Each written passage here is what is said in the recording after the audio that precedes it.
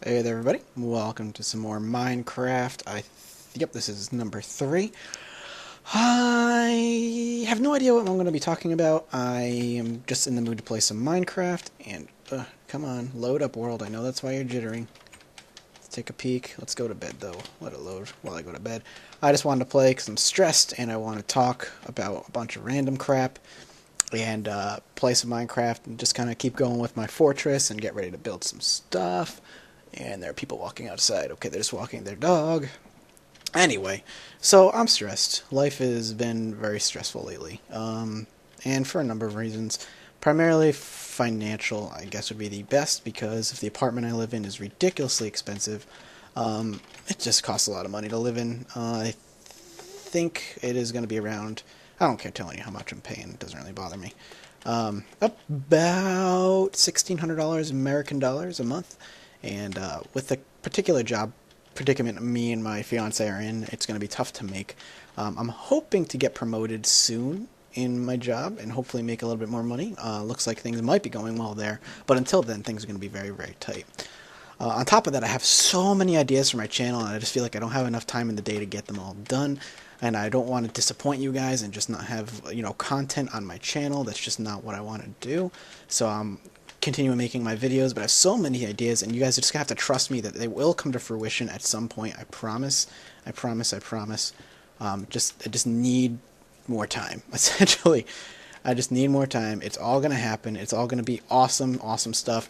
My channel's gonna start looking like a real channel. I'm gonna have a lot of game content. It's gonna be flipping cool as heck.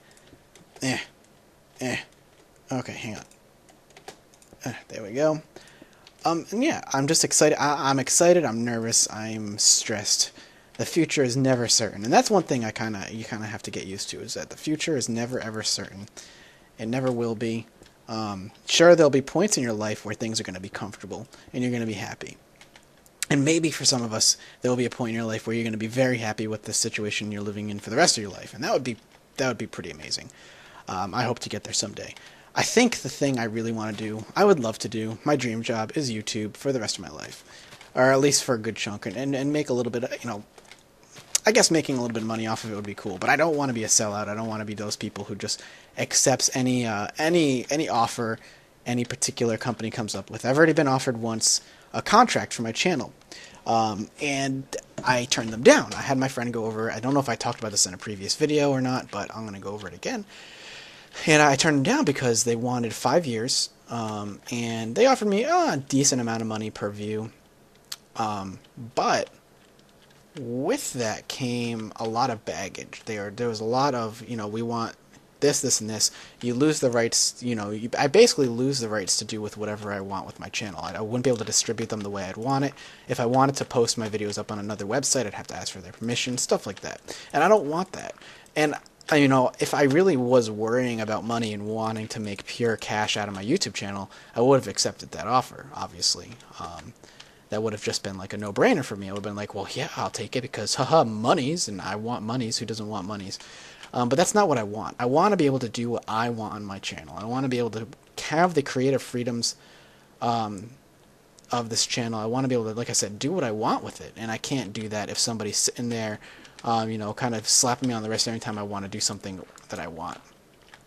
And, and say for some, magically, who knows what'll happen with my YouTube channel. Heck, one day I could just be super duper famous on YouTube, and all of a sudden I'm this huge thing, and then I belong to them.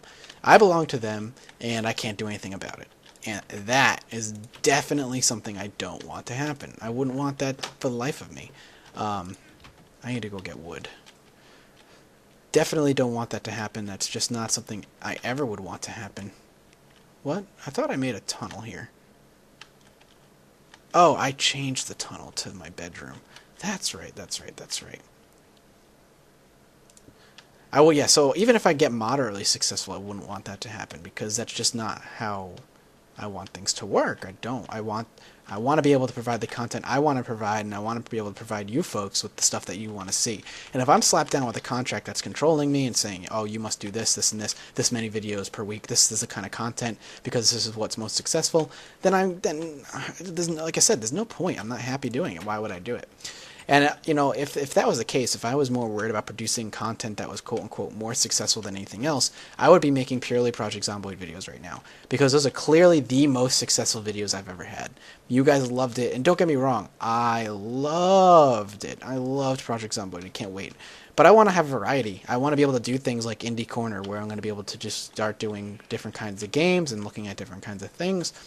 And, I want to be able to play other games and try out other things. And like I said, if I want my channel to have a heavy focus on indie gaming, I can't do that with someone barking down my neck saying, you only can provide Project Zomboid because it's the most successful thing you've done. It's not going to happen. It's not going to work. I'm not going to be able to do that. And I'm sorry if that disappoints you guys, where you only want to see Project. Whoa, okay, skeletons are down there. How many are down there? Zombie and a skeleton, probably hiding from the sun, which is fine. I'll probably wall them in there one day.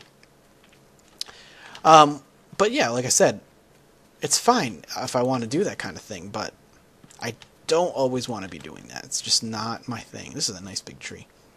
Let's chop all the woods. So like I said, yeah, that's all I want to do. If I was only worried about numbers, you'd only be seeing Project Zomboid. But no, I want to be able to focus on other indie games. I want to be able to broaden your horizons as people to see other awesome indie games. There's other indie games I'm going to be doing. I want to finish Lone Survivor. I hope I've at least either helped you guys make a decision on Lone Survivor, whether like, oh, this game's definitely not for me, or this game's definitely cool, it is for me. As for me, I will only be playing it once, and I'll never be playing it again. Not to say the game's bad. I actually kind of enjoy the game. It's just not my kind of game. It's very difficult, and just a pain in the ass to play sometimes.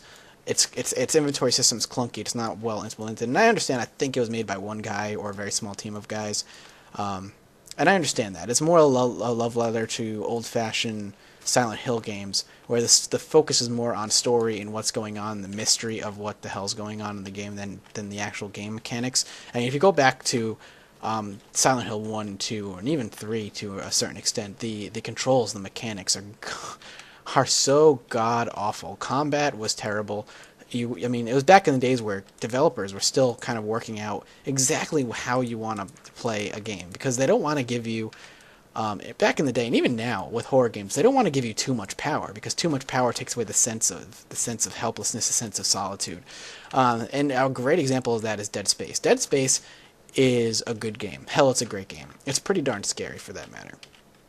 But the scares come more as pop-out scares. They're not mind fucks. Pardon my French. They're not. It's not. The game is not worried about making you wonder what the hell's going on and being afraid of maybe the next revelation. Granted, there's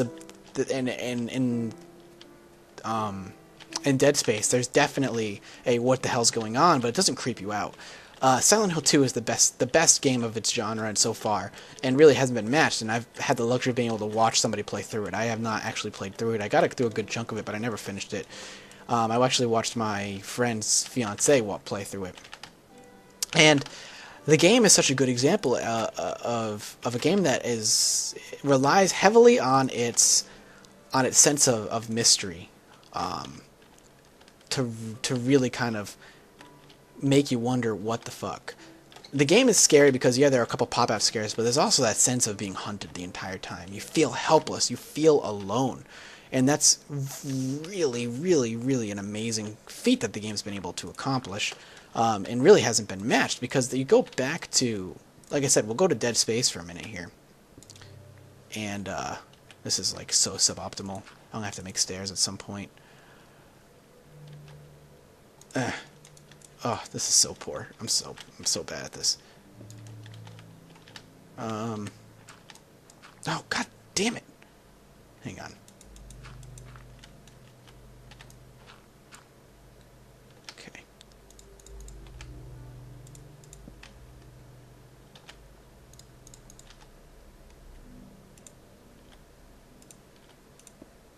Alright, there we go. So, now that that's done, as I was saying, you go to something like Dead Space, and the game relies heavily on the pop-out, boo, boogie scares, which is fine, and that's kind of what it does. But the fact that it gives you weapons, and a good amount of them, and it controls like a third-person shooter, and is not afraid to give you ammo to make you feel very, very powerful,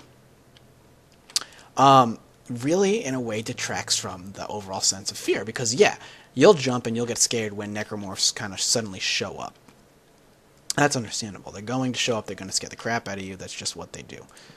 And that's fine. But after that wears off and you realize, okay, now they're just fast zombies that got aimable limbs, it's not nearly as scary anymore. Where in Silent Hill, there was no fighting the monsters. Hell, they didn't pose that much of a threat so long as you ran away from them. But the feeling of being stalked, of being hunted, of not knowing what it comes from, of all the enemies representing something greater than you. The nurses, what they represented in Silent Hill 2. And I don't want to ruin it in case you've never played Silent Hill 2. You absolutely need to go play it. What certain monsters like the bed monster really represents in that game. It's just everything represents something. And it's the creep factor of looking at them and knowing that they're just weird and they're just these bizarre monsters that just really talk about the character's psyche. And that is something that a lot of horror games lack at this point. And it's unfortunate because that's what I think it works. And that kind of goes back to, all this is just a rant going about in Lone Survivor, and that's what it harkens back to. The game's controls are so ungodly bad. But the problem is, and like I said, and this is what I was getting to initially, yes, the controls are ungodly awful. They are 100% awful. And the same goes for Silent Hill 2. But in Silent Hill 2, you ran. You very rarely had to fight. You could run. You could just get away from them. Not the case in a side-scrolling game like Lone Survivor. It just isn't like that. You have to fight or find a way around them. Since it's 2D, they can only give you a certain amount of gameplay mechanics to work with, and the ones they've implemented are sloppy at best, and that definitely hinders the game and its smoothness, I guess would be a way of putting it. I want to go look real quick at the top of the tower, see how that came out. I haven't had a chance to look at it.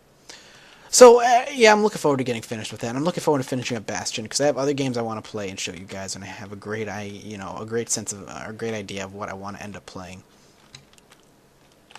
And I think it's going to be pretty flipping cool once all's said and done. I really do. And like I said, I have a great idea as far as episodes go and little shows that I want to run for you guys and what I want to produce. And I just think it's going to be really cool. And I think, like I said, once it's all said and done, it's going to be pretty awesome and pretty amazing. And I hope you guys thoroughly enjoy it. And I think I'm just going to keep Minecraft as being that game that I use as a relaxation method where I just can rant and I can play Minecraft randomly. It's never going to be a full playthrough. It's just going to be me playing every so often and talking to you guys who are the silent friends, the silent supporters. Alright, so now this is done, I need to take a look. I think I need to start digging down right here. Yeah, I do. So, what I'm going to end up doing is leaving my bed for now, but I'm going to start digging away.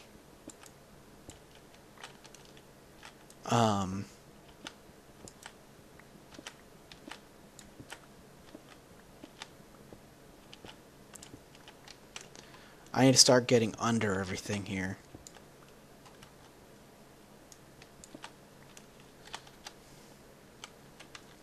Yeah, I'm going to leave this room like it is. And then build a wall here. Because I need to dig out everything underneath.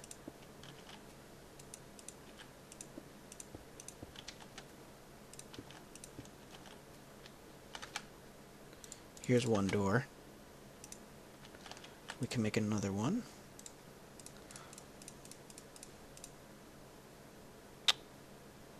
Oops, I don't know why I did that.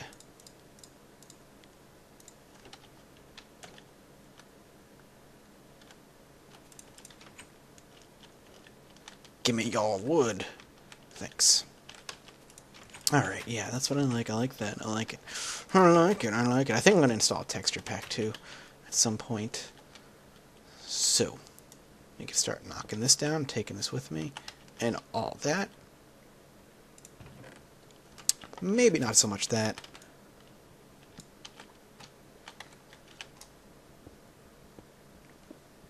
Going to start digging into the base.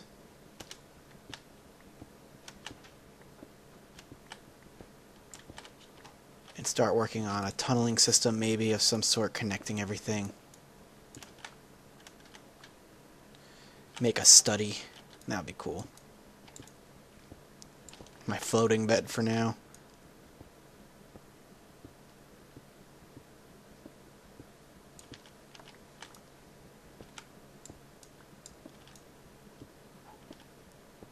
Is that my cats? Yeah.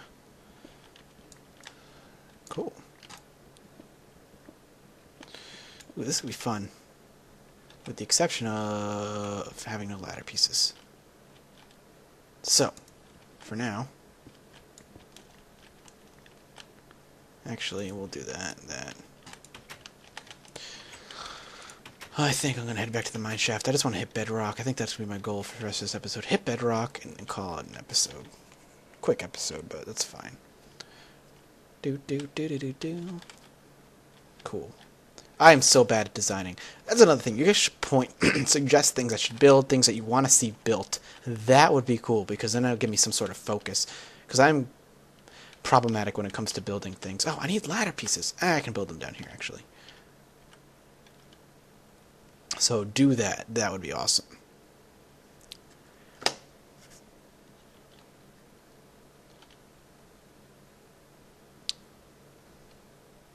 Tell me what you want to see. I will gladly oblige.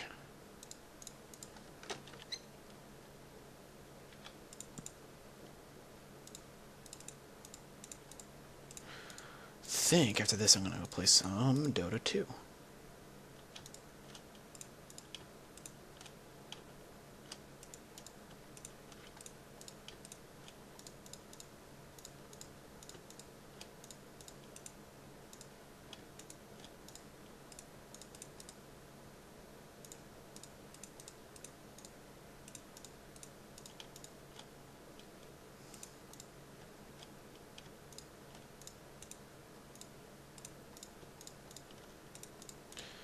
Making ladders is fun.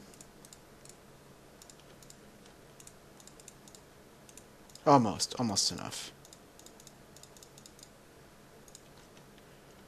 Cool. Let's see if I can hit bedrock. I feel like I'm almost there.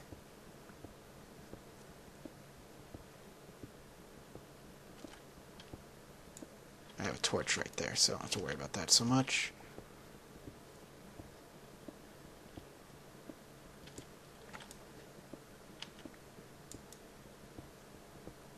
Oh, bedrock. Look at that. That's awesome. So, diamond level, which is good. Cool. We're there. Awesome, guys. Well, thanks for listening to me ramble on for a few minutes. I do appreciate it. Got a little bit of work done here. Let's head back. Let's get out of here. Probably next episode I'll start working on straight up mine shafts and building.